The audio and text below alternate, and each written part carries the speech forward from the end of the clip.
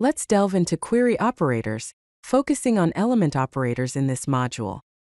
We'll explore how to use these operators effectively to query your data. The element operators will cover our exists and type. Let's take a quick look at the element operators we'll be covering. First up, we have the exists operator. This is used to check if a particular field exists in a document. Next, we'll look at the type operator. This operator is used to verify the data type of a field. Let's start by understanding the exists operator. This operator checks whether a specified field exists in your documents. Here's the syntax. Within curly braces, specify the field you are interested in, followed by another set of curly braces containing the exists operator, indicated by a $sign, followed by the word exists and a Boolean value. The Boolean value can be either true or false. Let's see the exists operator in action with a few examples. The first example is to check if a field exists. Here we use db.users.find to search the users collection.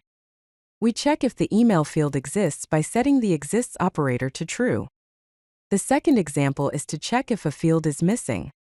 Again, we are searching the users collection. However, this time, we are checking if the phone field is missing by setting the exists operator to false. Now let's turn our attention to the type operator. The type operator matches documents where the field is of the specified BSON type. Here's the syntax. Within curly braces, specify the field you are interested in, followed by another set of curly braces containing the type operator, indicated by a $sign, followed by the word type and a BSON type. Here are some common BSON types. First, we have a string which can be represented by the word string or the number 2. Next is number, which can be represented by the word number or the number 1. Then we have Boolean, which can be represented by the word bool or the number 8. We also have array, which can be represented by the word array or the number 4.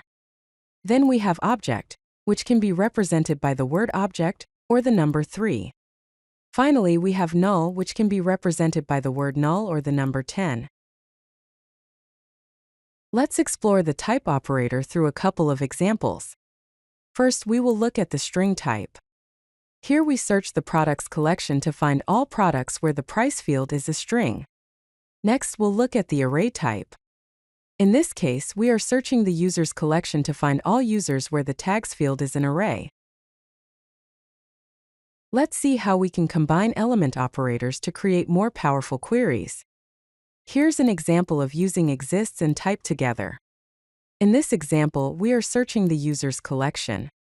First, we check if the email field exists, and then we check if the age field is a number. By combining these operators, we can create precise queries that target the exact data we need. If you like this video, hit that like button and don't forget to subscribe. Visit CodeLucky.com for more such useful content.